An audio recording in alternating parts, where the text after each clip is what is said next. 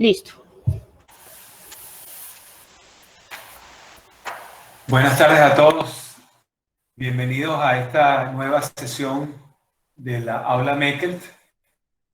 Hoy tenemos a una muy querida y muy bien apreciada invitada, la profesora Mercedes Albornoz, a quien ya le agradecí y le agradezco nuevamente su gentileza al haber aceptado esta invitación. Voy a presentarla y después voy a hacer unos breves anuncios respecto del desarrollo de esta sesión del día de hoy. La profesora Mercedes Albornoz es profesora investigadora de la División de Estudios Jurídicos del Centro de Investigación y Docencia Económica, ubicado en la Ciudad de México. Ella es doctora en Derecho, egresada de la Universidad de París II, Panthéon-Assas, donde también obtuvo un diploma de estudios profundizados en Derecho Internacional Privado y del Comercio Internacional. Es también abogada egresada de la Universidad Nacional del Litoral de la ciudad de Santa Fe, en Argentina. Es asesora externa de la Secretaría de Relaciones Exteriores en materia de Derecho Internacional Privado y miembro del grupo de expertos de la Conferencia de La Haya de Derecho Internacional Privado en materia de filiación y maternidad subrogada. Ha participado en numerosas conferencias donde hemos tenido el gusto de haber compartido con ella y otros distinguidos colegas que nos acompañan hoy. El Sistema Nacional de Investigadores de México la reconoce con el nivel 2. Es miembro de la Asociación Americana de Derecho Internacional Privado y miembro de la Academia Mexicana de Derecho Internacional Privado y Comparado a Medellín. Es para el Aula Mekelt, para la maestría en Derecho Internacional Privado, un inmenso gusto tener hoy con nosotros a la profesora Mercedes Albornoz. Y antes de darle la palabra, les recuerdo a todos, por favor, de mantener sus micrófonos cerrados y, una vez concluida la exposición de la profesora Albornoz, abrir el derecho de palabra para observaciones, comentarios, preguntas. Tenemos verdaderamente hoy a una experta con nosotros. Profesora, adelante. Muchísimas gracias. Buenas tardes a todos. Agradezco enormemente al profesor Eugenio Hernández Bretón, a la profesora Claudia Madrid Martínez y a la maestría en Derecho Internacional Privado de la Universidad Central de Venezuela, el honor de que me hayan invitado y que me permitan compartir con ustedes algunas ideas acerca de la gestación por sustitución y el derecho internacional privado en la tarde de hoy. Voy a intentar compartir mi pantalla para... A ver. ¿Se está viendo la pantalla? ¿Se está viendo la presentación? Sí. Ya bien, sí. Bien. Gracias. Bueno, hace prácticamente un año, cuando ya estábamos en plena pandemia, es muy probable que muchos de ustedes hayan visto esta foto que está detrás de una gran cantidad de bebés nacidos en Ucrania que estaban varados en un hotel en Kiev. Estos niños habían nacido como consecuencia de acuerdos de gestación por sustitución transfronteriza de parejas celebrados por parejas heterosexuales con mujeres gestantes que residían en Ucrania. Esas parejas de padres intencionales eran extranjeras. Y a la ya de por sí compleja realidad en torno al fenómeno de la gestación por sustitución transfronteriza se sumó el tema de la pandemia del COVID-19, ¿no? Que nos ha afectado a múltiples niveles y que en el caso de estos niños especialmente afectó la posibilidad de que sus padres intencionales, padres o madres intencionales, por supuesto, se desplazaran a Ucrania, sea para estar presentes en el nacimiento o incluso para aquellos que habían previsto a su país de residencia. Entonces, todo esto provocó un shock en la prensa y en redes sociales a nivel internacional, y nos muestra, una vez más, que la realidad nos desafía, nos provoca desafíos desde el punto de vista jurídico, ético. Hubo muchas reacciones ante esta foto diciendo que había abusos, que había un mercado de niños que era muy evidente. Y a partir de esto podemos ver cómo el derecho se interrelaciona con la tecnología y siempre va produciendo un impacto en la manera en que se van formando las familias. Esta realidad de familias plurales y diversas a la que asistimos en el siglo XXI, en plena época de globalización y ahora sumando el ingrediente de pandemia, se nutre también de las técnicas de reproducción humana asistida y en este sentido se produce un choque en muchos sistemas jurídicos entre la máxima conocida, tan conocida, del principio de mater semper certa est, según el cual la mujer que da a luz va a ser siempre la madre del niño o de la niña que nazca, y por otro lado, el valor que se le debe conferir o no, según el sistema jurídico en el que nos encontremos, a la voluntad procreacional de quienes recurren a las técnicas de reproducción humana asistida y en particular a la gestación por sustitución, que, como sabemos, puede tener también una dimensión transfronteriza. Aquí vemos algunas fotos, lamentablemente las que encontré disponibles solamente contienen personas de raza blanca de manera muy evidente. Esto no era mi intención que así fuera, pero bueno, son las que encontré como para compartir e ilustrar este breve comentario. Aquí nos podemos preguntar por qué las personas recurren a la gestación por sustitución.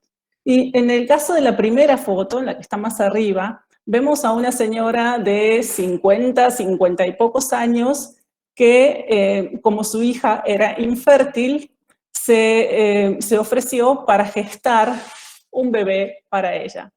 Es decir, teníamos por un lado un matrimonio o una pareja de personas de distinto sexo y una gestante que es la madre de la esposa en ese matrimonio.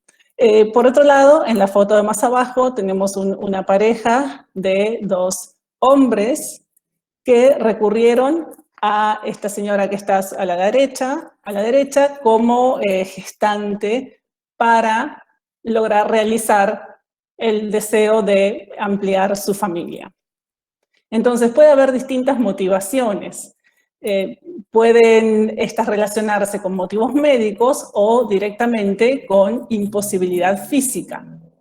Pero si vemos de quiénes estamos hablando realmente al referirnos a la gestación por sustitución, podemos trazar esta suerte de mapa de los sujetos que pueden estar involucrados.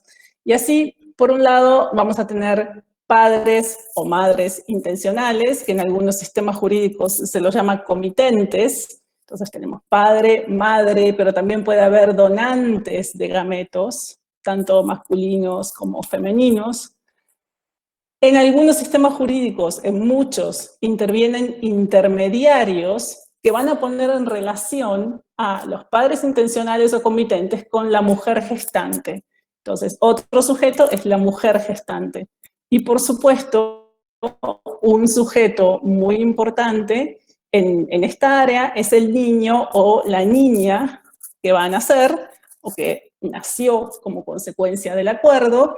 Y además intervienen diversos profesionales, ¿no? Sobre todo profesionales del área médica, pero también profesionales jurídicos, profesionales de la psicología, en fin, que pueden prestar apoyo para que se desarrolle esta práctica. A ver, ¿qué entendemos entonces por gestación por sustitución? Desde mi perspectiva podemos definir a esta figura como un contrato.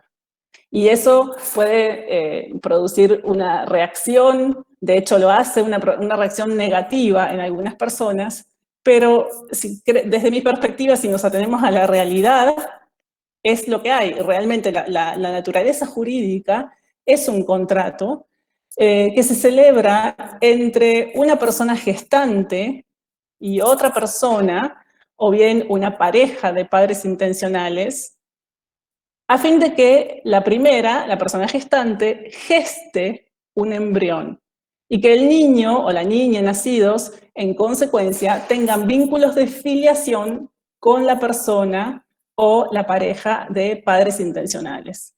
Además, hay distintas modalidades. El acuerdo puede ser gratuito u oneroso en función de que la persona gestante reciba o no algún tipo de retribución económica por el servicio que presta. También las modalidades pueden estar relacionadas con si la gestante aporta o no aporta sus propios gametos y con el hecho de que la madre intencional o el padre intencional o incluso ambos pueden aportar sus gametos o pueden no hacerlo. Entonces hay una gran variedad de supuestos que quedan comprendidos dentro del ámbito de esta figura. Aquí me gustaría destacar el hecho de que el objeto del contrato es la gestación.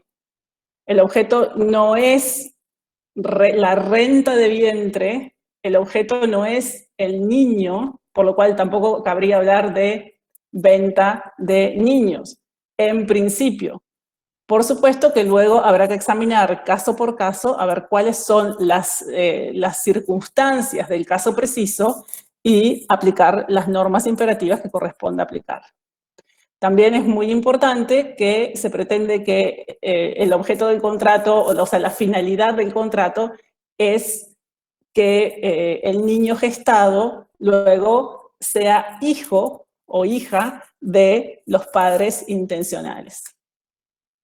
Sabemos que se trata de un tema muy controvertido.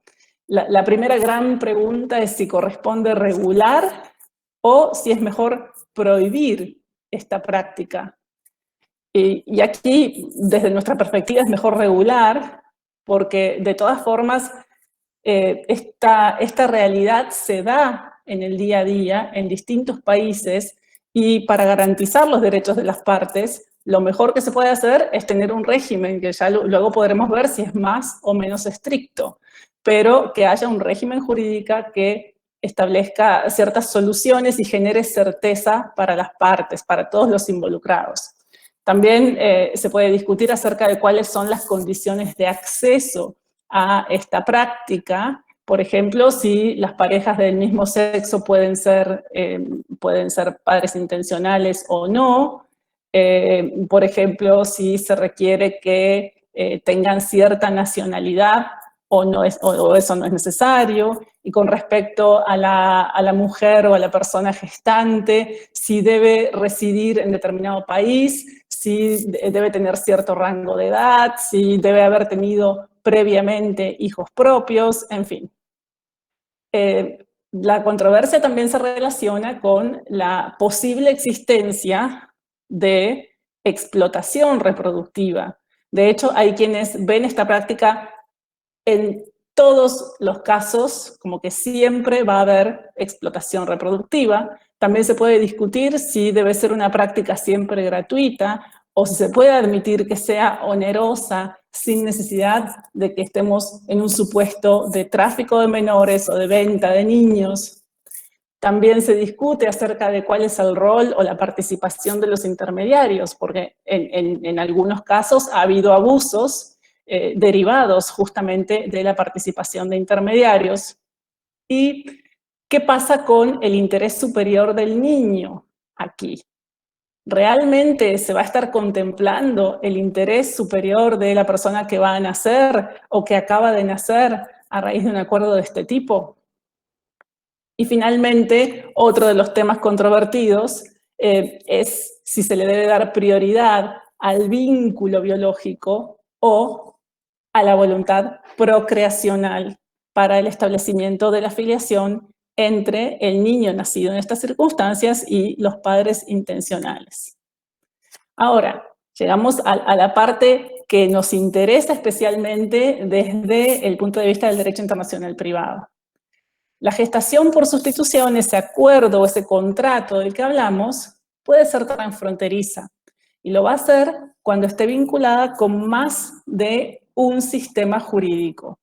Esa vinculación normalmente se da porque los padres intencionales o el padre intencional o la madre intencional residen en un país del cual sabemos que podrán ser nacionales o no, pero residen en un país y sin embargo deciden contratar a una mujer gestante o a una persona gestante en otro país y hacer el contrato, celebrar el contrato y que éste vaya desplegando sus efectos en aquel sistema jurídico extranjero, en un país diferente. Entonces, el niño normalmente va a nacer en el país donde reside la mujer gestante, y la intención de los padres intencionales, valga la redundancia, es luego regresar al país donde vivían y desarrollar así su vida familiar con el niño que habrá nacido en el extranjero de una mujer gestante.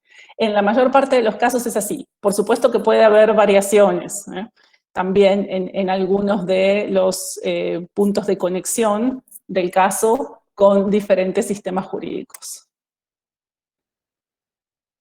Y vamos a ver ahora cuáles son algunos problemas recurrentes en la gestación por sustitución transfronteriza.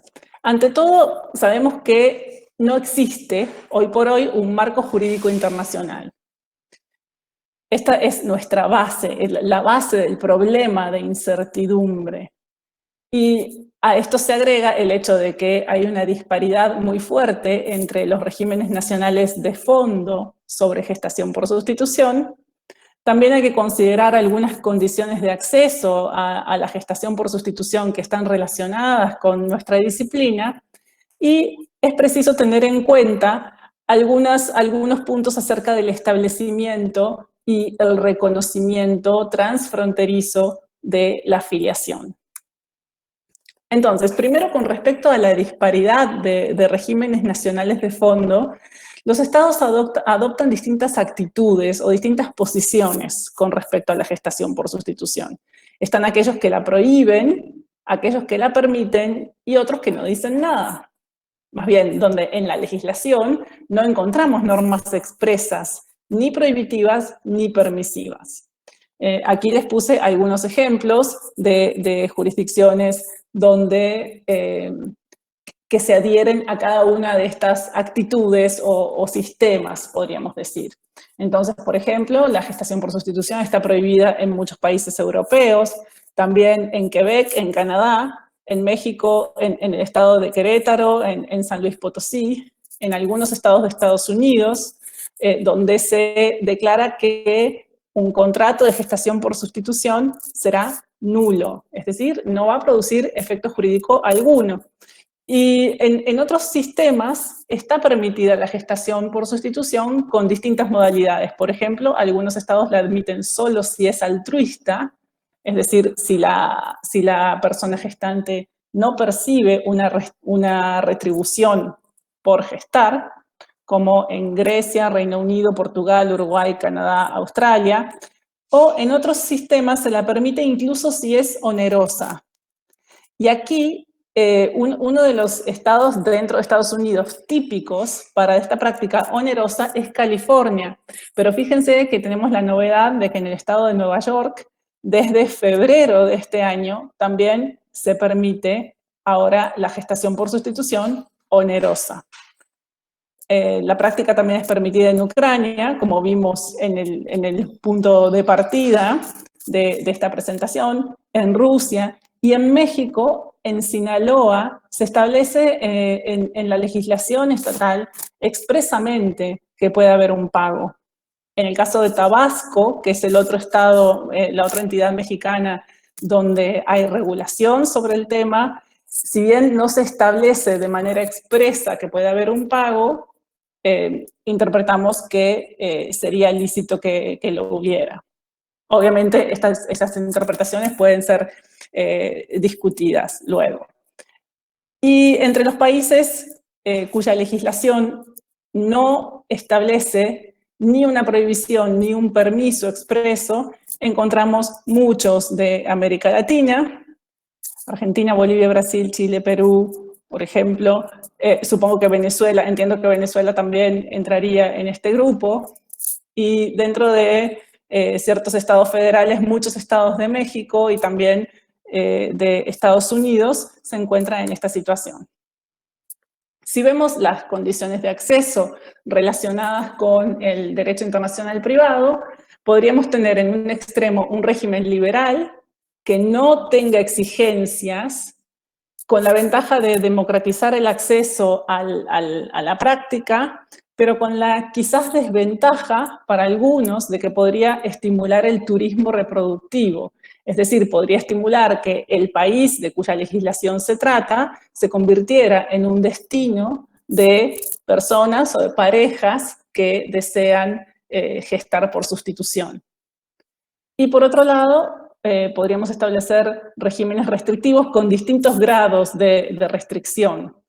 Esa restricción puede ser muy fuerte, y así tendríamos un régimen muy restrictivo, si solo se les permitiera, por ejemplo, a las personas nacionales del Estado en cuestión ser partes de contratos de gestación por sustitución. Tal es la situación en los dos estados mexicanos, Sinaloa y Sinaloa y Tabasco, que permiten actualmente la gestación por sustitución. Se establece como requisito que las partes del contrato deben ser mexicanas. Sin embargo, esto es a todas luces discriminatorio e incluso podríamos decir que inconstitucional. De hecho, hace unos pocos días, creo que fue el lunes de esta misma semana, la Suprema Corte de Justicia, en una sesión del Pleno, decidió, entre otras cosas, declarar inconstitucional un artículo, una fracción de un artículo del Código Civil de Tabasco, que es justamente el que exige que las partes del contrato sean ciudadanos mexicanos. Entonces, vemos que se trata de un tema que está en constante evolución.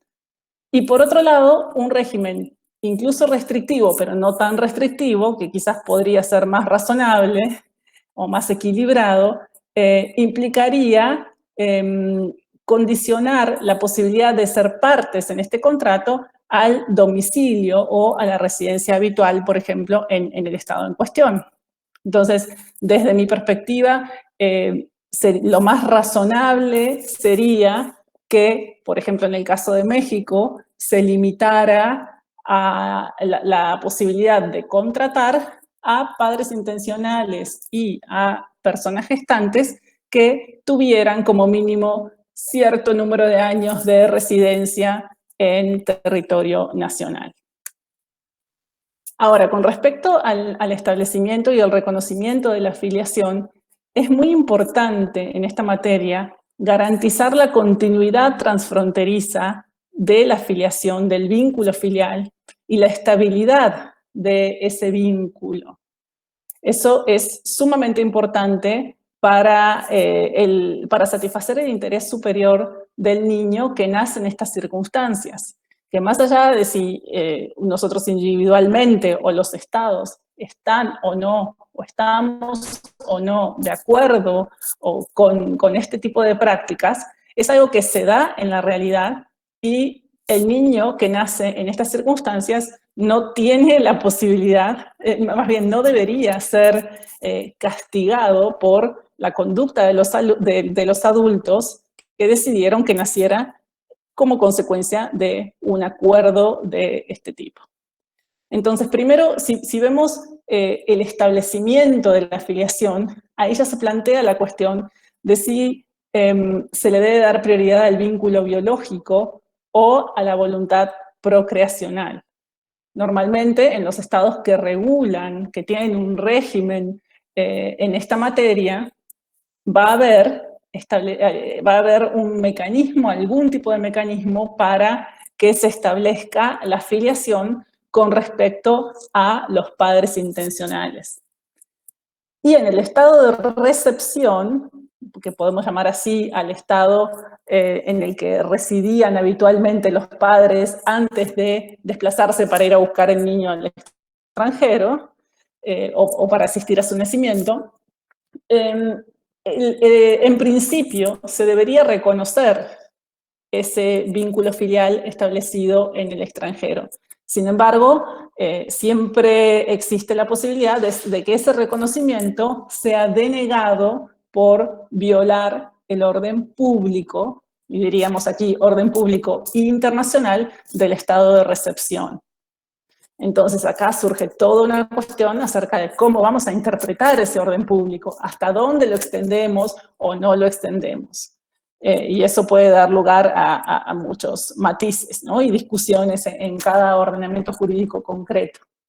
También están en juego en el trasfondo de esta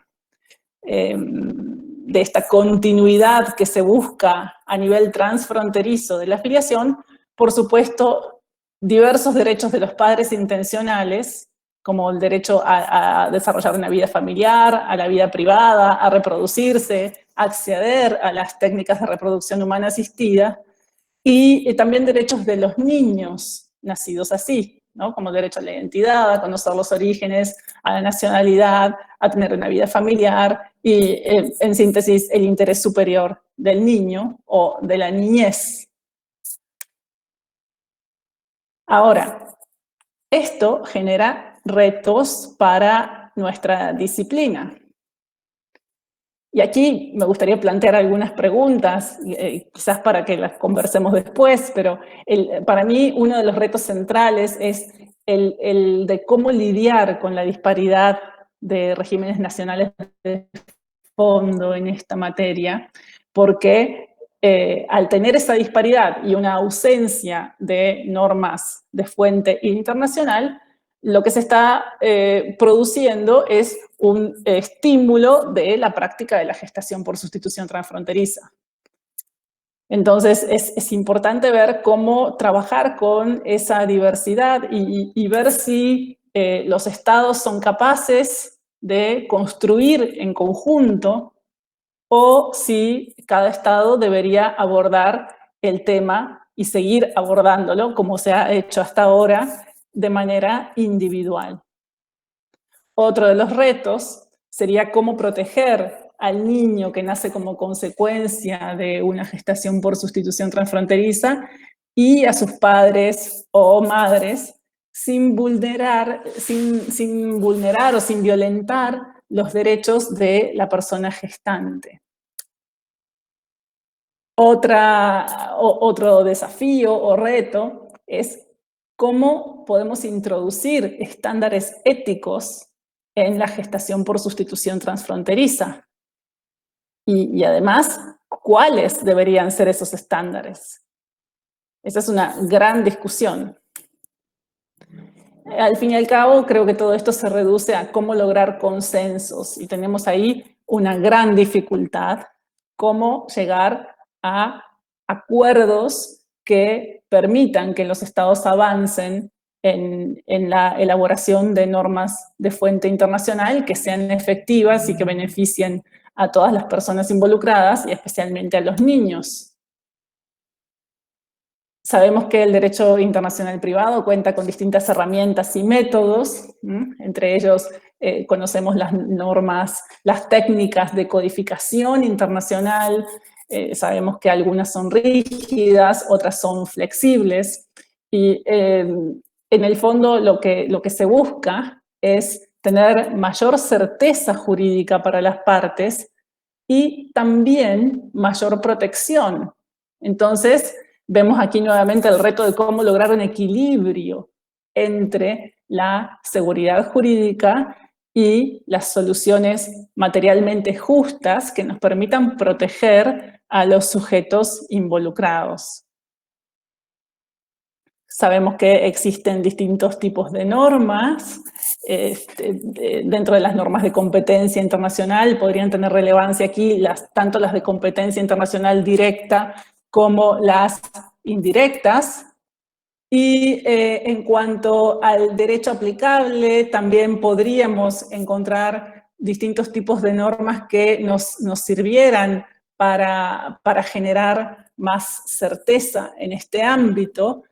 A mí me parece que en este tema es súper importante, quizás lo pondría por encima de todos los demás, el método de reconocimiento, porque lo que buscamos es tratar de establecer una continuidad de la filiación con ciertas garantías, pero una continuidad transfronteriza de la filiación, y para eso también es sumamente relevante que exista cooperación internacional entre las autoridades de los distintos estados involucrados en un caso, o con los cuales un caso específico se relaciona. Otra herramienta importantísima del derecho internacional privado en este ámbito es, como ya mencioné un poco antes, la noción de orden público internacional. Ese orden público internacional que funciona como un filtro para impedir que ingresen dentro de un sistema jurídico dado soluciones extrañas que no serían capaces de pasar a través de ese velo o de ese mosquitero, tul, que finalmente genera seguridad y pone límites a lo que vamos a aceptar que proviene de otro sistema jurídico diferente. Aquí, dentro del orden público internacional, entra en juego también el interés superior del niño. Hay quienes en la discusión contraponen el orden público internacional al interés superior del niño y, por ejemplo, consideran que es de orden público internacional la prohibición de la gestación por sustitución transfronteriza y, por lo tanto, entraría en conflicto con el interés superior del niño, pero se decide darle prioridad, por ejemplo, a la prohibición y, por lo tanto, se deniega el reconocimiento de una filiación establecida en el extranjero en un caso de gestación por sustitución transfronteriza. Sin embargo, también hay que tener en cuenta que este principio del interés superior del niño forma parte de ese orden público internacional.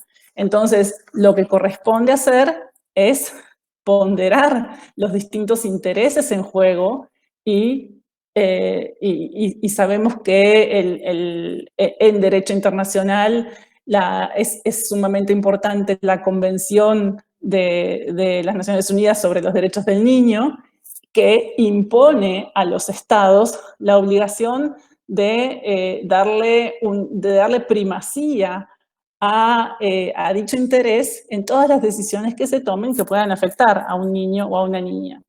Entonces, por supuesto que viendo cuáles son las características específicas de cada caso, lo que correspondería, entendemos, es flexibilizar un poco la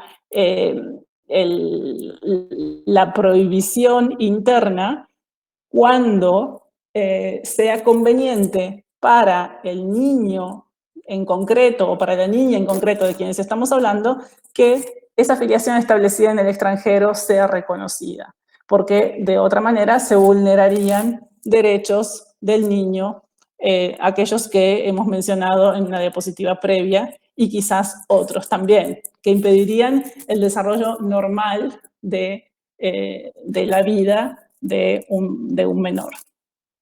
Ahora, con respecto a la cooperación internacional, es de gran relevancia el hecho de que en esta materia haya cooperación fluida entre las autoridades. Las autoridades que intervienen también pueden ayudar proveyendo información precisa, exacta, sobre el derecho propio y de esta manera permitir que desde el extranjero se acceda a dicha información. Para esto podrían ser muy útiles los portales. Por ejemplo, sería sumamente útil si la Conferencia de La Haya pudiera tener un portal en el cual hubiera perfiles de países actualizados, que ese es otro gran reto para crearlos y luego mantenerlos, donde estuvieran plasmados los rasgos principales de la legislación de cada país en esta materia y quizás también la jurisprudencia para que se pueda tener una información clara al respecto y sobre todo las partes interesadas puedan actuar en consecuencia. La cooperación internacional también es sumamente importante al hablar de prevención de conductas ilícitas. Cuando en algunas circunstancias, en relación con la gestación por sustitución transfronteriza, nos encontramos ante tráfico de niños o explotación de mujeres gestantes, o incluso sin llegar a cuestiones ilícitas, nos encontramos en situaciones de no reconocimiento transfronterizo de la filiación, es decir, de filiaciones claudicantes. Sabemos que este tipo de circunstancias se pueden prevenir. Hay mucho por hacer en este ámbito, se pueden prevenir desde la cooperación internacional entre los estados. Por eso también sería importante contar con un instrumento internacional que impulsara dicha cooperación. Y ya vamos llegando al final, vamos a ver qué es lo que sucede actualmente en el ámbito internacional con respecto a la regulación y hacer un par de reflexiones finales, ya para luego pasar al diálogo y que esto no sea un monólogo todo el tiempo. Aquí pongo el logo de ISS, que es International Social Service, que es una ONG que tiene su sede en Suiza y que se dedica especialmente a la protección de la infancia.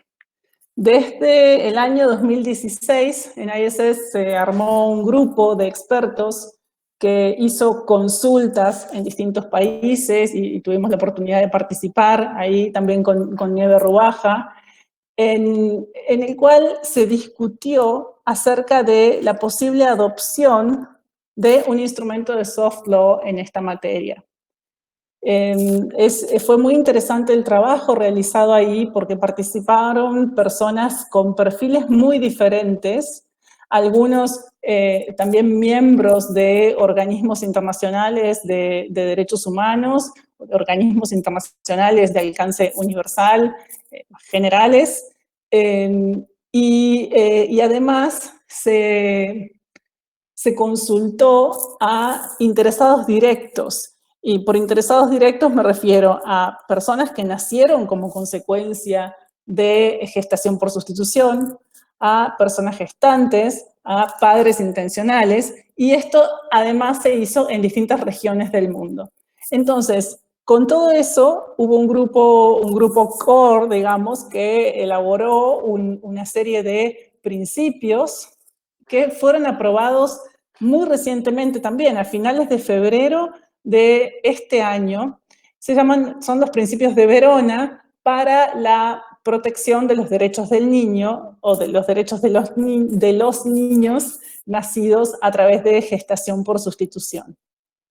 Se trata de un esfuerzo muy interesante y no necesariamente estamos de acuerdo con absolutamente todas las disposiciones que dichos principios contienen, pero en líneas generales yo creo que sí es un instrumento que va a, o esperamos que tenga, que va a tener o esperamos que tenga incidencia en aquellos países que están dispuestos a reformar su legislación o que desde cero van a legislar sobre el tema en el futuro. Y el acento de los principios está puesto en prohibir la venta de niños. Para esto es interesante ver cómo manejan el tema de la gestación por sustitución comercial, en inglés comercial, aunque comercial es muy fuerte, pero podríamos decirle, es un término muy fuerte, pero podríamos decirle onerosa, ¿no? porque puede haber una línea delgada en algunos casos para distinguir cuándo habría venta de de un niño o de una niña y cuándo no, si de todas formas se está pagando una suma a la gestante. Eso por un lado. Entonces ya tenemos, esto es una gran noticia, me parece, ya contamos con un instrumento de soft law. Hasta ahora, hasta donde sé, no ha sido traducido al español, pero se está trabajando en la traducción del documento a español, francés y algún otro idioma más, como para ya comenzar la fase de difusión del documento final, que se está haciendo por ahora únicamente en inglés. Y por otro lado, tenemos los esfuerzos que se están haciendo en el seno de la Conferencia de La Haya. Como mencionaba Eugenio al principio, tengo la suerte de pertenecer al grupo que está intentando negociar, que está discutiendo este tema y que está intentando negociar instrumentos internacionales en esta materia. Me gustaría comentarles aquí que en ese caso yo participo por México, digamos, como enviada de la Secretaría de Relaciones Exteriores de México, aunque es un grupo de expertos, no es un foro de discusión diplomática. Y el mandato del grupo no se limita únicamente a la gestación por sustitución en casos internacionales, sino que es más amplio, cubre la filiación en general. Entonces, se están negociando dos instrumentos. Por un lado, un instrumento para el reconocimiento de decisiones judiciales extranjeras en materia de filiación, y por otro lado, un protocolo adicional sobre decisiones judiciales extranjeras que se refieren a la filiación en contextos de gestación por sustitución transfronteriza. Se decidió ya desde hace unos años adoptar un enfoque de reconocimiento, es decir, tratar de niñas, pero también a las personas gestantes y a las madres y a los padres intencionales. Por eso creemos que tanto los estados como otros actores de la sociedad civil están llamados a involucrarse en el tema. Y finalmente, consideramos que esforzarse por superar los desafíos es un imperativo en interés de las familias y de las personas que están involucradas en casos de gestación por sustitución transfronteriza, decidiendo siempre en el sentido que más favorezca el interés superior de cada niño concreto. Y con esto termino. Muchísimas gracias.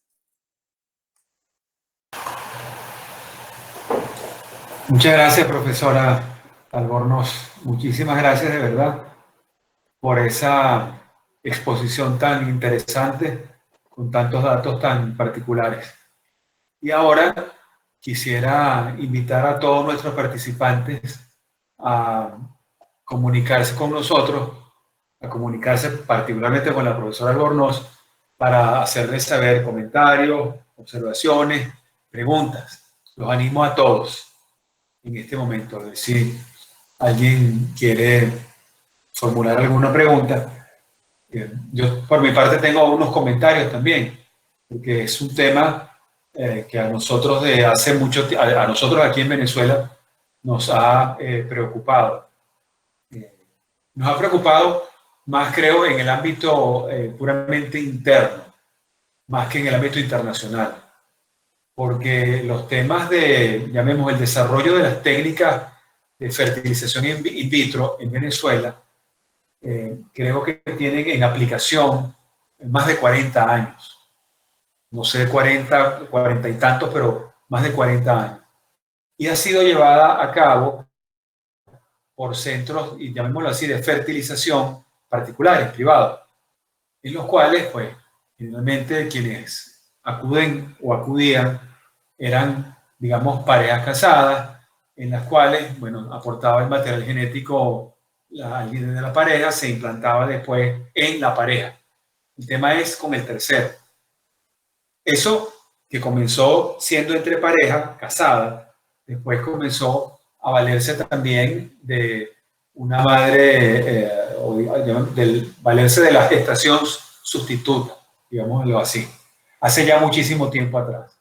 La cuestión es, eso no está regulado formalmente en la legislación venezolana. No hay un sí o un no. Seremos de ese tercer grupo de países que tú mencionabas, en los cuales no hay ni una disposición permisiva ni una disposición prohibitiva.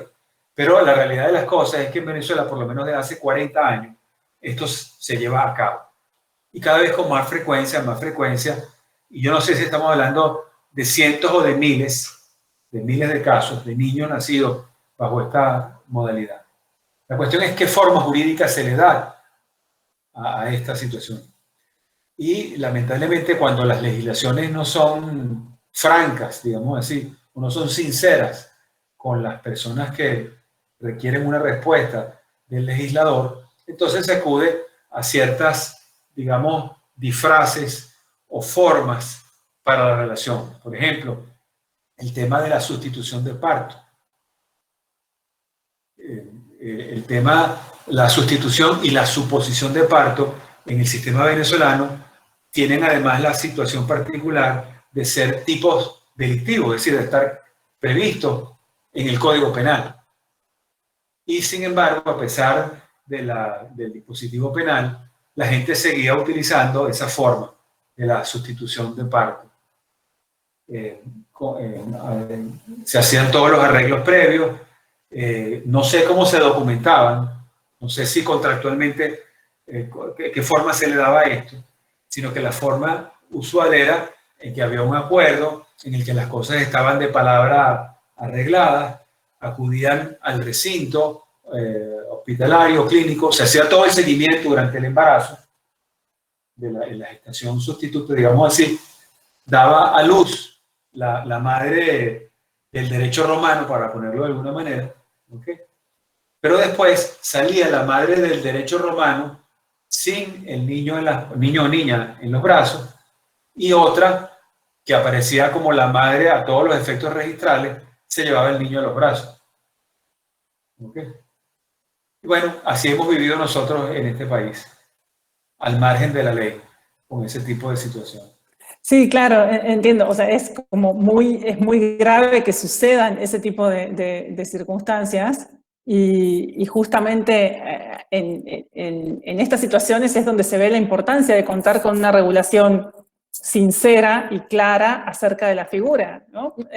Yo creo que más allá de que uno en lo individual o en lo personal pueda pensar, bueno, yo no me sometería a una circunstancia de este tipo, preferiría no tener que hacerlo, no tendría voluntad de ser, por ejemplo, madre intencional, menos aún de ser gestante, pero más allá de eso, creo que es importante entender que hay gente que sí está dispuesta, y sobre todo padres intencionales y madres intencionales que realmente consideran que lo necesitan para desarrollar su vida familiar, y tienen derecho a hacerlo. Entonces, es mucho mejor contar con un régimen jurídico claro que establezca garantías para todas las partes intervinientes, que haya transparencia en el proceso, que si van a intervenir intermediarios, estos estén controlados por el Estado, que estén certificados, que haya algún tipo de auditoría para evitar abusos, pero todo eso requiere de una regulación, ¿no? Y por supuesto, en la amplia gama de soluciones que es posible adoptar a nivel interno en un Estado, cada Estado podrá decidir, o sea, conserva la posibilidad de decidir cómo ir delineando los contornos de la figura. Por ejemplo, si únicamente se va a aceptar la gestación por sustitución cuando es altruista, o si vamos a permitir que haya eventualmente algún pago a la gestante por sus servicios. Y en su caso, quizás regular que no puede ser mayor de tanto y establecer un parámetro. No lo sé, hay como grandes variaciones, pero yo cada vez que leo más sobre este tema, más me convenzo acerca de la necesidad de contar con regulación. Más allá de qué sistema puede ser mejor o peor según la idiosincrasia y las características de cada sociedad en concreto. Y a nivel internacional, por supuesto, que entiendo que es un gran desafío esto de lidiar con la diversidad. Muchas gracias, Mercedes. Miriam Rodríguez, por favor. Profesora Miriam Rodríguez, quiere hacer una pregunta. Adelante. Primero que nada, quiero saludar a Mercedes, gran amiga, extraordinaria profesional. Un saludo con mucho afecto, además. Gracias, un gustazo verte. Mercedes, justamente empezaste a hablar sobre normativas, ¿no? Sobre las necesidades normativas, y yo justamente quería hacerte una pregunta sobre eso, así que es muy pertinente y oportuno que empezaras a hablar sobre eso. A ver, yo veo que la carrera que se da siempre entre los cambios sociales y el derecho siempre la gana los cambios sociales, la velocidad con que la sociedad va cambiando día a día es tan brutal que el derecho nunca le llega de cerca, ¿no? O sea, el derecho necesariamente debe estar revisándose constantemente y debe ser lo suficientemente flexible para adaptarse a los cambios sociales, ¿no? Frente a esto, y un poco frente a las políticas estatales, por ejemplo, en el caso de Venezuela, que no es muy proclive a adoptar, por lo menos en los últimos años, no es muy proclive a adoptar instrumentos internacionales.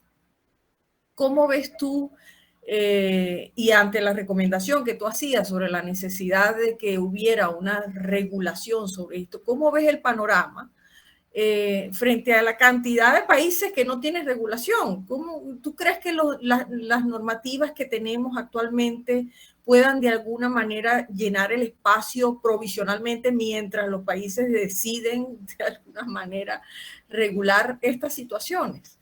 ¿Cómo ves el panorama? ¿Ves la solución muy lejana o por el contrario eres optimista? Ay, qué pregunta, Miriam. Bueno, primero te agradezco muchísimo la pregunta. Realmente me pones a reflexionar porque yo tiendo a ser optimista, pero realmente para lograr la regulación internacional, por lo que vemos, sobre todo cuando se está buscando un instrumento vinculante, hay muchas dificultades. Y a veces pensamos, bueno, si dentro del grupo de quienes estamos discutiendo tenemos estos desacuerdos, o sea, ¿qué va a pasar cuando esto se lo pasen a los gobiernos, ¿no? A los estados, quizás a una conferencia diplomática? ¿Qué es lo que va a pasar? Y por eso se está trabajando en tratar de afinar y de lograr consensos, que es una tarea que a mí me resulta apasionante y muy interesante, al menos yo nunca había tenido la experiencia de participar en una discusión de ese tipo, pero me gustaría decir, y creo que todavía mantengo, hoy por hoy, llevamos ya como 8 reuniones, sí, 8 reuniones, pronto será la 9ª del grupo, y creo que todavía se puede ser optimista. Me parece que se ha avanzado bastante en las discusiones, pero aún así con reservas, no puedo garantizar.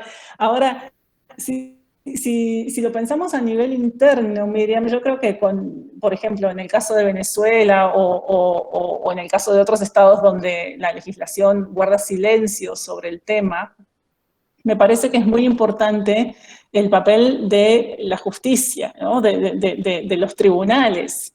Y de hecho, en Argentina contamos con...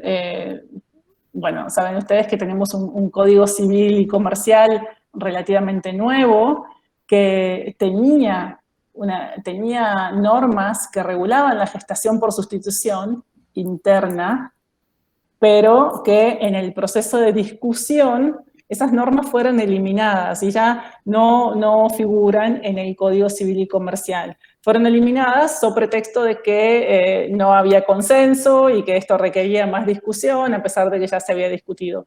Entonces, ¿qué es lo que ha pasado? Desde ya años previos a la elaboración del Código Civil y Comercial, a la aprobación del Código Civil y Comercial, e incluso después, la jurisprudencia ha ido dando pequeños pasos importantes y reiterando jurisprudencia en el sentido de que, reiterando criterios en el sentido de que los padres de intención o padres intencionales tienen derecho a ser considerados como padres legales de los niños nacidos en estas circunstancias.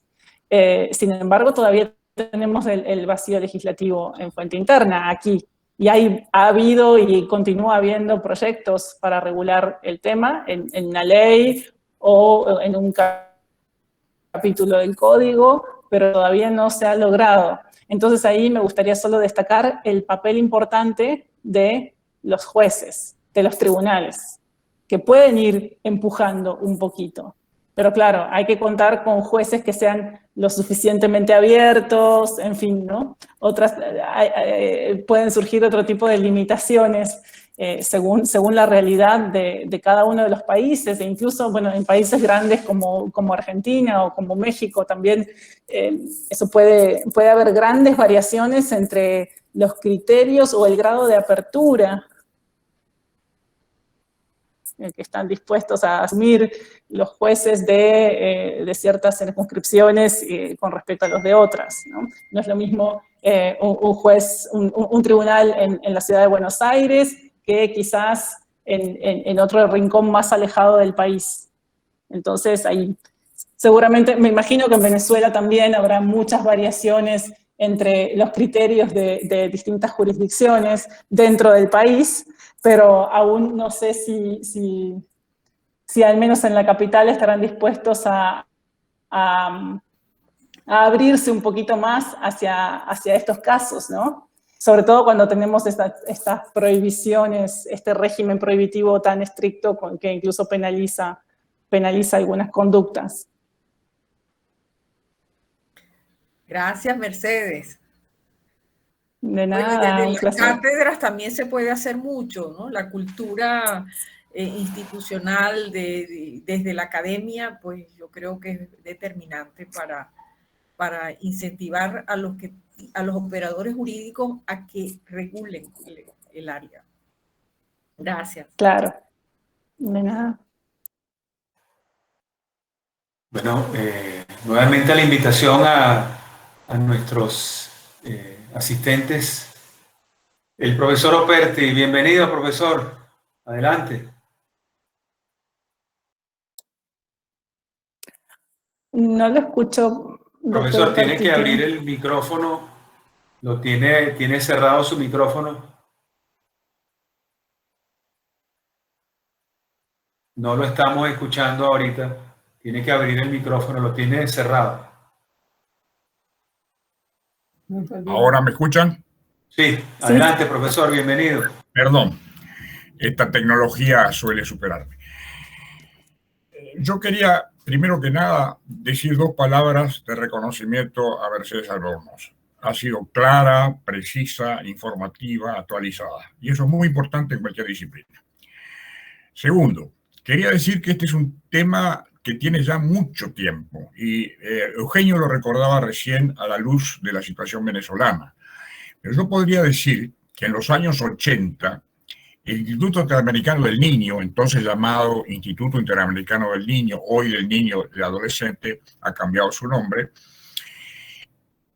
tuvo una acción muy fuerte en el desarrollo de derechos de familia, tanto en materia alimentaria, como en materia de adopción, como en materia de visitas, como en materia de secuestro de menores, como materia de restitución de menores, toda una gama de situaciones que veíamos en la región y la veíamos en el campo, no la veíamos del escritorio. Con el entonces director de la sección respectiva del instituto, yo estaba acreditado como embajador en Washington, como funcionario de la OEA en Washington, dirigía el Departamento de Derecho Internacional junto a Tatiana, en el tiempo de Tatiana, en los 80.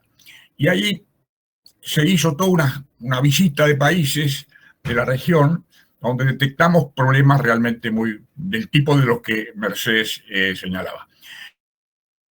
el instituto tuvo una posición en este tema, que era un no muy rotundo al alquiler de vientres, un no muy rotundo al alquiler de vientres, que nos ha seguido como una idea fuerza hasta hace muy poco tiempo. Con la profesora Cecilia Fresnedo tuvimos ocasión hace algún tiempo de trabajar juntos en este tema con motivo de una consulta profesional, y ambos, ante el pedido de una pareja para alquilar un vientre, dijimos que no tendrían nuestro soporte jurídico. Digo esto para ya señalar que, a pesar de que el tema tiene ya 40 años en este circuito, tiene también una actualización de pensamiento. La segunda cosa que quiero decir es que este es un tema fundamentalmente ético. Es un tema jurídico por derivación, pero es un tema ético, es un tema moral, es un tema que hace a las personas, hace a la familia, hace a la filiación, hace al origen del niño, hace al derecho del niño de saber quién es su progenitor, por ejemplo. Siempre se ha dicho, y ese es un tema que yo lo recuerdo del tiempo del convenio de La Haya de adopción, en la que participamos muy activamente en aquel momento, que el derecho del niño a saber su filiación biológica era considerado un derecho en el interés del niño. Habría que saber cómo armoniza esta gestación implantada o esta gestación que admite una cantidad de variaciones que Mercedes ilustró muy bien con ejemplos, cómo se podría armonizar ese derecho del niño con el derecho del niño a ser protegido una vez que nace. Es decir, entran de alguna manera en dialéctica el derecho a conocer su origen biológico y el derecho a ser protegido. O sea que ahí tenemos un gran tema. Ahora, yo me permito recordar, tercera cosa, que América Latina, a través de la CIDIP, cuidado, porque esta es una palabrita que a veces la estamos olvidando quizá con demasiada frecuencia y estamos demasiado allistas con H, creo que América Latina, cuando aprobó en Bolivia su Convención sobre Adopción Internacional de Menores, lo hizo con plena conciencia de lo que eso significaba, distinguiendo la adopción simple de la adopción plena, etcétera, y creando una serie de requisitos que garantizaran derechos básicos tanto de los progenitores biológicos como los de adopción. Yo vería, y esta es la cuarta reflexión, si no me he perdido mis ideas, la cuarta reflexión es, ¿no sería posible pensar en una combinación razonable entre la maternidad implantada con la adopción? Es decir, que el matrimonio o la pareja que induce o que consigue, yo no me gusta hablar del contrato, hay algo que me rechina allí, también no consigo mucho, no estoy mucho de acuerdo con ese análisis jurídico de desmembramiento que hizo Mercedes cuando dijo que el objeto es la gestación. No, el objeto no es la gestación, el objeto es que nazca un niño, no la gestación. La gestación es in itinere, la gestación es un procedimiento para. El objeto del supuesto contrato es que nazca un niño, eso es así. Pero, por lo menos de mi punto de vista. Pero digamos esto, ¿no sería posible, pienso, y me dirijo a todos ustedes, pensar en una combinación razonable entre lo posible y lo utópico? Porque lo utópico podemos darle rienda suelta al pensamiento de modo infinito, sobre todo los que tienen mucho tiempo por delante. Yo en general soy más austero en el uso del tiempo. Y entonces, yo digo, ¿no podríamos pensar más bien en tener, por ejemplo, un protocolo a la Convención del 93 sobre adopción, que tiene un número interesante de ratificantes, como que también son ratificantes del Convenio de La Haya en su mayor parte? Entonces, ¿no podríamos ensayar un protocolo adicional que considerara como una de las condiciones habilitantes para la adopción, con lo cual el niño tendría una filiación cierta, que lo haría competitivo en el terreno de la filiación? Porque también esto incide con todos los derechos emergentes de una filiación, y no dejarlo reducido a un reconocimiento documentario de un documento que viene de un Estado que puede ser invocado en un Estado que tiene regulada la figura, sería nuestro caso. Uruguay tiene regulada la figura. Si mañana se ha presentado un proyecto, ahora hay un proyecto ahí que deja de lado la norma de fraude a la ley de la ley general. La deja de lado. Dice, no habrá fraude a la ley. ¿Cómo no habrá fraude a la ley? Es decir, cuando se utiliza una figura para desplazar la norma competente, hay fraude a la ley. Entonces, si una pareja uruguaya con domicilio en Uruguay quiere beneficiarse de este tipo de sistema, tiene una ley dentro de la cual puede realizar ese ensayo de filiación. Último comentario. Daría para mucho más. Estamos discutiendo en el instituto este tema actualmente, muy fuertemente. Pero no es nuevo. En el 2011 ya lo habíamos empezado a discutir fuertemente. Yo me acuerdo muy bien un informe de la profesora Ana Llano que hizo sobre el tema. Y me acuerdo muy bien de las discusiones que ya entonces había, hace 10 años. Y ahora se vuelven, porque las cosas en el derecho van y vienen de una manera casi intermitente. Pero lo que quiero decir es que pensemos con realismo. ¿No sería acaso mejor pensar en un protocolo a la Convención de Adopción que genere la condición de nacido por implantación como un rasgo habilitante para ser adoptado? ¿No habría en esto un progreso? ¿No habría en esto un avance hacia la protección? ¿No habría en esto de alguna manera una legitimación, por lo menos diría yo, razonable de la figura? ¿Por qué ponerla en términos equivalentes a una filiación biológica, natural o sin implantación? Démosle la posibilidad de una combinación. Hay jurisprudencia en este sentido. Hay algún caso por allí que ha sido relevado en un raconto de jurisprudencia que ha hecho una de las profesoras participantes en la discusión en Uruguay. Es decir, hay jurisprudencia que apunta a la conveniencia de sumarle a la implantación la adopción. Pensemos un poco en esto. No excluyamos esta idea. La adopción tiene carta de circulación internacional y la implantación todavía no. Y el derecho internacional privado maneja categorías sobre las cuales exista un razonable consenso universal o cuasi universal, por lo menos regional. Y resulta que en la región también hay diferencias. Entonces, ¿qué vamos a ensayar? ¿Un modelo nórdico de absoluta libertad en materia de contratación de vientres? ¿O vamos a tratar de buscar una legitimación que de alguna manera considere la debilidad de una de las partes? Es decir, hasta hace poco tiempo se discutía la autonomía de la voluntad de los contratos. La acabamos de remover con la ley general. Y resulta que la autonomía de la voluntad de los contratos la hemos consagrado, pero ahora queremos llevarla también, la autonomía de la voluntad, al terreno de los lazos parentales o biológicos.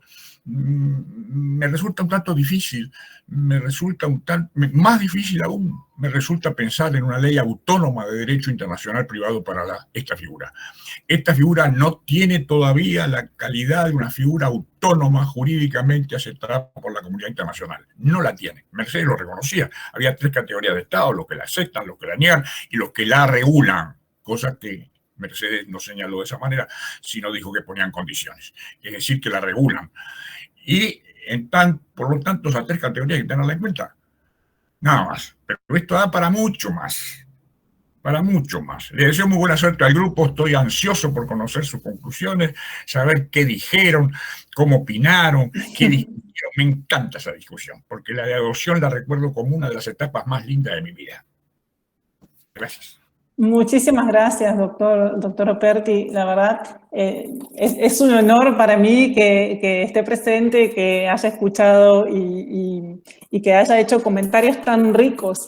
Ahora, son muchísimos. Yo fui tomando nota de algunos y voy a tratar de responderlos, pero sin perjuicio de, por supuesto, abrir a quienes quieran ir participando también, de Eugenio y los demás presentes, porque realmente ha sacado tantos puntos que creo que merecen ser quizás discutidos entre todos. Voy a tomar algunos de los que tengo en mis notas. Primero, con respecto a la relación entre la gestación por sustitución y la adopción.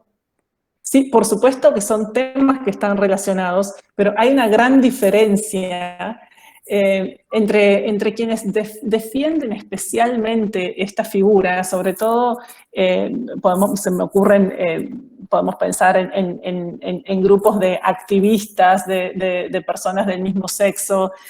Por ejemplo, en España hay varias asociaciones que están muy presentes en la discusión, y quienes promueven directamente esta figura insisten mucho, y creo que es un punto válido, en la diferencia que existe entre adoptar un niño ajeno y gestar un niño propio, o hacer que otra persona geste, lograr que otra persona preste su consentimiento informado para, disponiendo libremente de su cuerpo, gestar un niño. Entonces, hay quienes se oponen a decir, quienes dicen, por ejemplo, yo no podría estar adoptando a mi propio hijo, sería un contrasentido.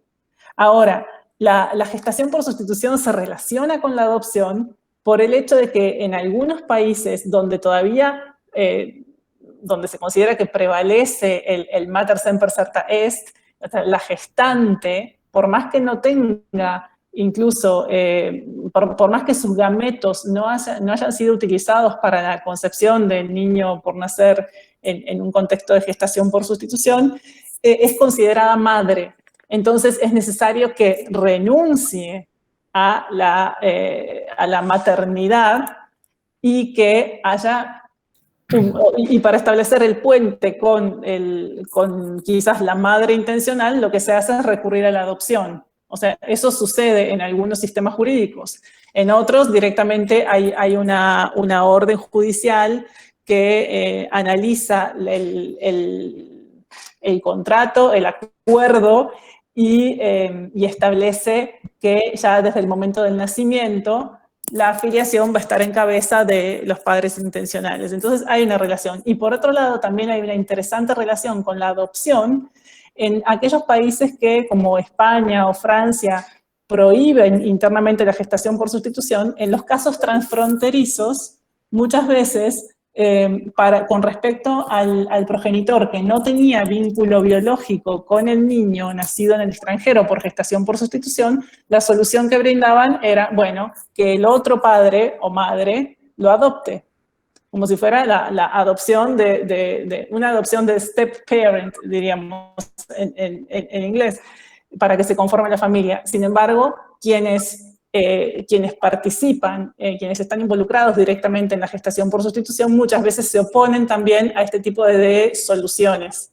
Y la Corte Europea de Derechos Humanos, el Tribunal Europeo de Derechos Humanos, ha dicho en una opinión consultiva relativamente reciente que los estados conservan la posibilidad de decidir qué modalidad van a adoptar, pero lo que tienen que hacer es garantizar la filiación, garantizar que se establezca o que se reconozca la filiación del niño, darle alguna salida al hecho de que tiene que haber un vínculo jurídico entre el niño nacido en el extranjero, quizás por gestación por sustitución, y los padres intencionales. Y les deja la puerta abierta a los estados para que, si quieren, recurran a la adopción, poniéndoles la condición de que debe ser una adopción rápida, porque el niño no puede estar sine die, sin establecer su filiación.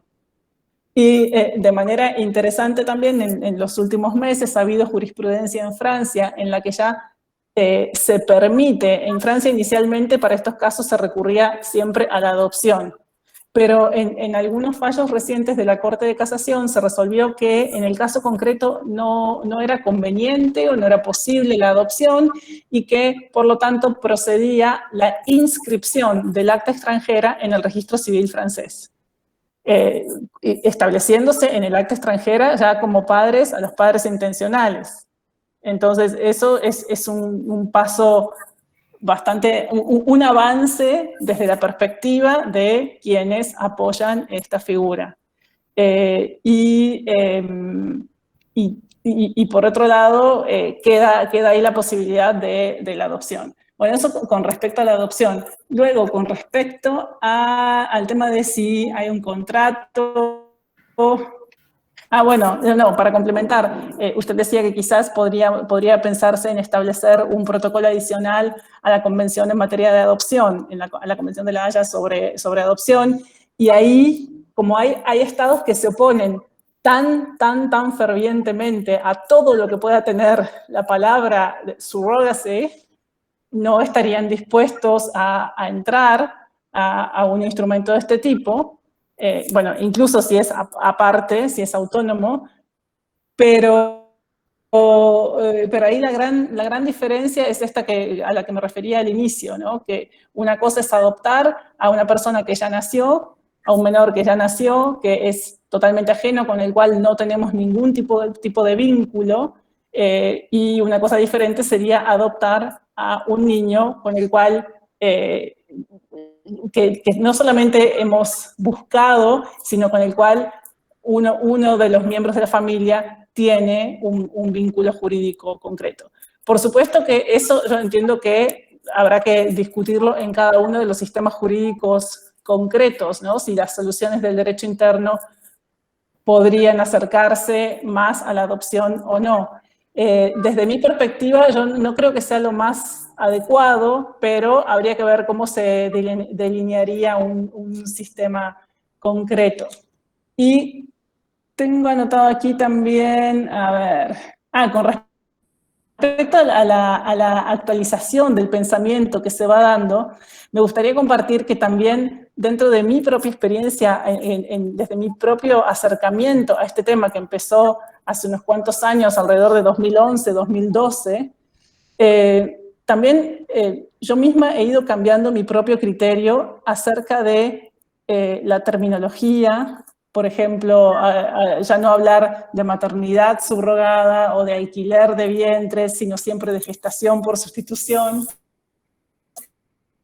Y también acerca de quizás tener un poco más de apertura hacia el reconocimiento de realidades distintas y comprender que hay personas y grupos de personas que realmente sienten una necesidad de ejercer la paternidad o la maternidad, y para quienes la adopción no es una solución adecuada, y entonces, bueno, comprender que pueden quizás estar dispuestos a recurrir a figuras de este tipo, con la gran complicación que tenemos de la posibilidad de que haya mujeres en situación vulnerable cuyo consentimiento no sea realmente libre para acceder a este tipo de prácticas. Pero ya creo que lo dejaría ahí porque estoy hablando demasiado y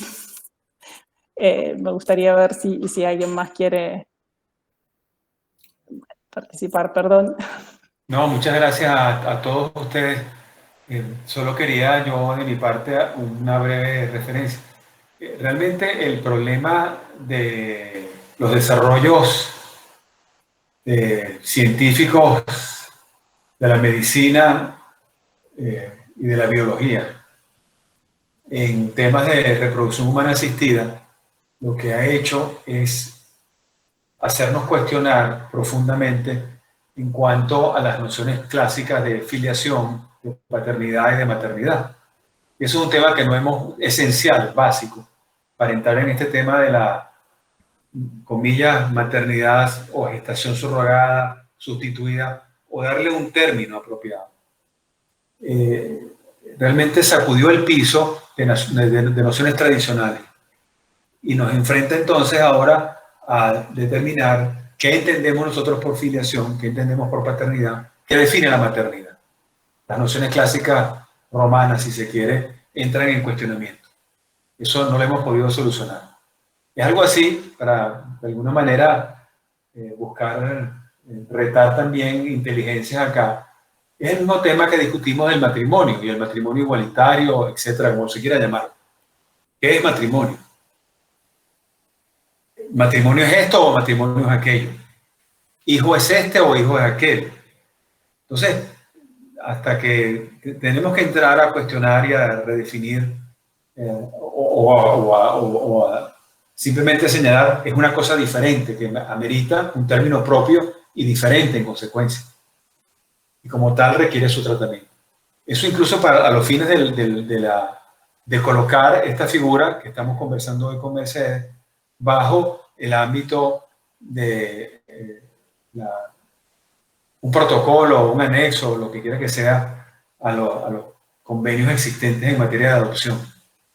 Porque ciertamente se recurre a la adopción también hoy en día, pero realmente la adopción es como la figura jurídica más parecida que puede darle forma jurídica a una situación de unos padres y de un hijo, que al fin y al cabo todo lo que quieren es tener la seguridad de que esa situación que se crea o que existe, de hecho, no se va a alterar o no los va a colocar en una situación de perjuicio, sobre todo perjudicar la situación del niño, que muchas veces es el que termina siendo el más afectado, porque lo sacan de una familia que probablemente es la que lo quiere, es donde se siente como hijo, sin perjuicio de su derecho legítimo a conocer su identidad biológica y todo lo demás. Pero creo que acá lo que se está en busca es en búsqueda es de seguridad, nuevamente, es de certeza, es realmente de la permanencia de las situaciones en el tiempo y en el espacio. Y eso hacia allá creo que tiene que estar dirigido el esfuerzo. Entonces, lo que le vamos a pedir a Mercedes es, ya estamos sobre las 5:30 hora de Venezuela, unas palabras de despedida de tu parte, Mercedes, una reflexión final. Yo tengo una pregunta antes. Pues por supuesto, adelante. Ajá. Yo me pregunto, hablando del relacionamiento de la adopción con la gestación por sustitución, ¿qué tan grave es realmente canalizarlo por vía de la adopción? Porque si estamos hablando de la necesidad de reconocer los vínculos filiatorios del niño, que es lo que está en juego realmente, ¿qué tan grave es canalizarlo por vía de la adopción? Porque, es decir, admitir que una persona se preste a llevar en su vientre el bebé de otra para resolver problemas de fertilidad, y así, por ejemplo, lo ve la Corte Constitucional colombiana con esa naturalidad, pero cuando llega la filiación, entonces la cosa se complica. Pero ¿qué tan grave es permitir que los padres que han contratado, entre comillas, los servicios de la gestante adopten al niño, si al final el resultado va a ser reconocerle una filiación que va a llevar de pronto el apellido de adoptiva, pero al final se le van a reconocer sus derechos, y mientras se solventa la situación de reconocimiento de este tipo de situaciones, yo no veo tan grave, la verdad, más allá de lo engorroso que sean los sistemas de adopción, y eso afecta a todo tipo digamos, de procedimiento independientemente del origen del niño, que se canalice por ahí, porque lo importante es darle seguridad al niño y que el niño no quede así como que brotó de la tierra técnicamente sin filiación con absolutamente nadie. Y quería saber tu opinión en ese sentido, no sé. Sí, muchísimas gracias, Claudia. Mira, a mí me parece que depende mucho de qué sistema jurídico, en el contexto de qué sistema jurídico estemos hablando.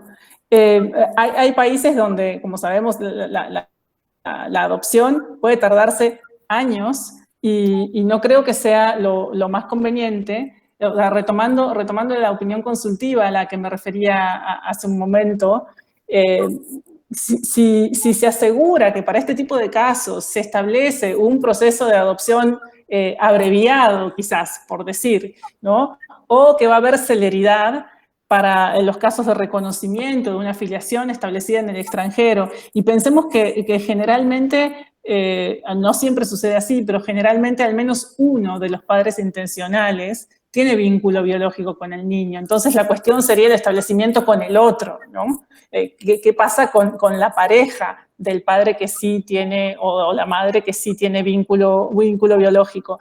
Entonces, yo creo que si se estableciera un procedimiento rápido con todas las garantías necesarias, no sería algo tan grave.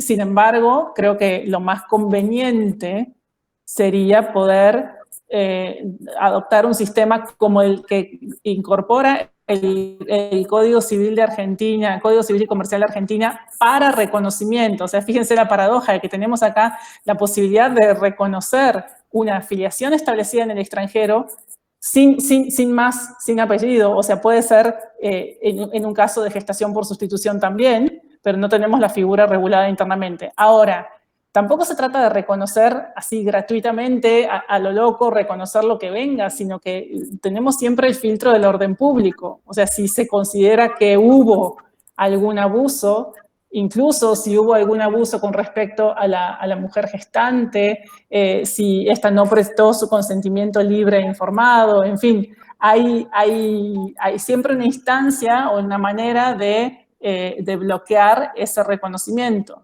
Incluso quizás que no fuera procedente una adopción, si se detecta que hubo un abuso, ¿no?